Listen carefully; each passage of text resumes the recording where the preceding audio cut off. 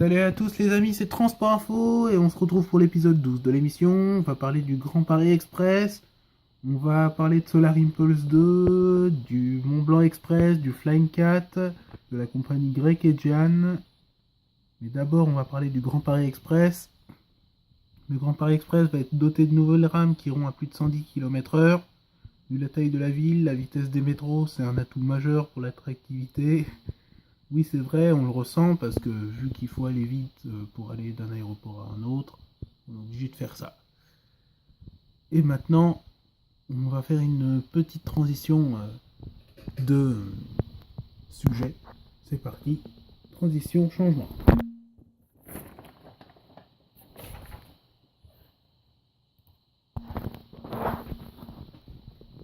Comme vous le savez tous, Solar Impulse 2 a fait le tour du monde sans une seule goutte d'essence. Moi, en tout cas, c'est mon avis. Je souhaite que sur les ailes de chaque avion, on mette des panneaux solaires.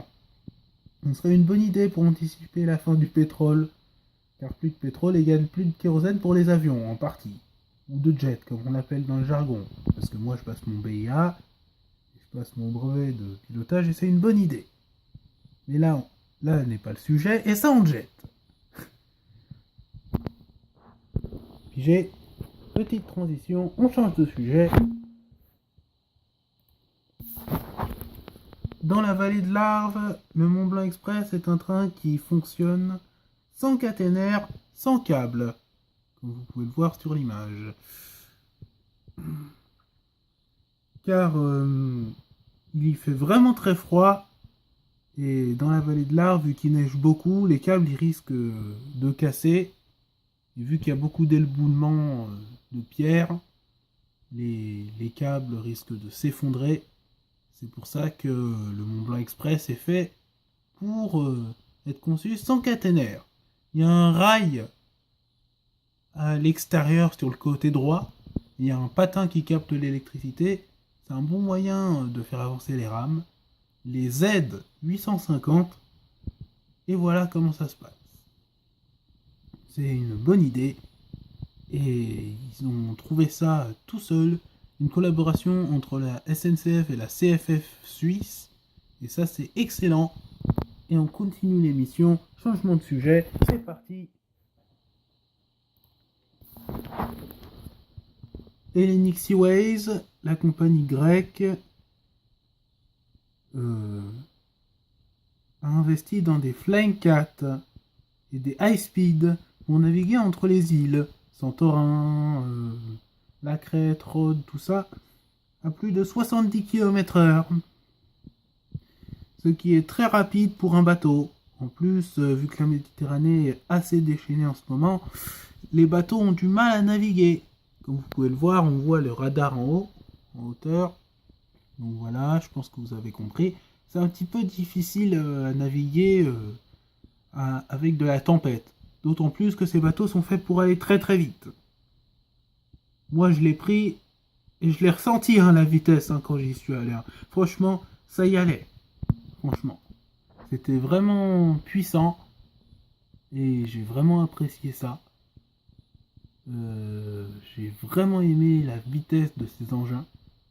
Regardez, ils sont bien profilés, il y a un beau design, enfin, c'est nickel, c'est vraiment extrêmement bien fait.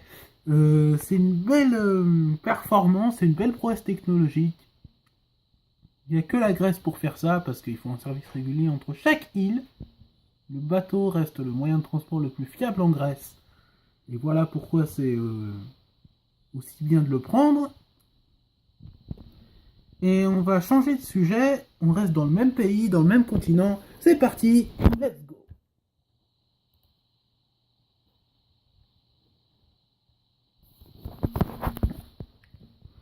On reste en Grèce avec la compagnie nationale Aegean qui a racheté les Dash à Villard d'Olympic Air. La concurrente, elle a une flotte de 560 appareils, des A320, comme vous pouvez le voir en haut, et des Dash à Villard de 200, que vous allez voir dans quelques instants. Voilà ce que c'est qu'un dash. Un turbopropre. Un turbopropulseur, comme vous pouvez le voir, avec un empennage en T à l'arrière.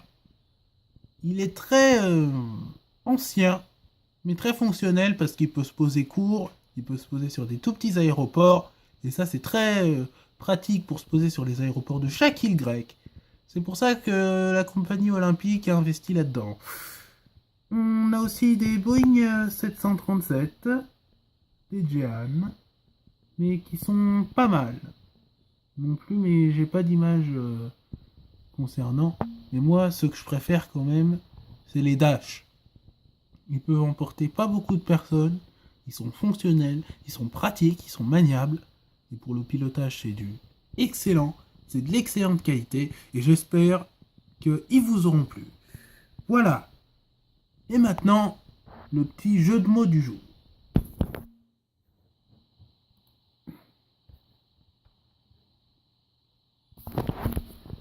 Une fois, j'étais en cours de français. J'ai vu la prof. Elle m'a dit « Super ta citation ». Et à votre avis, je lui ai répondu quoi? Cette citation en jet. Pourquoi?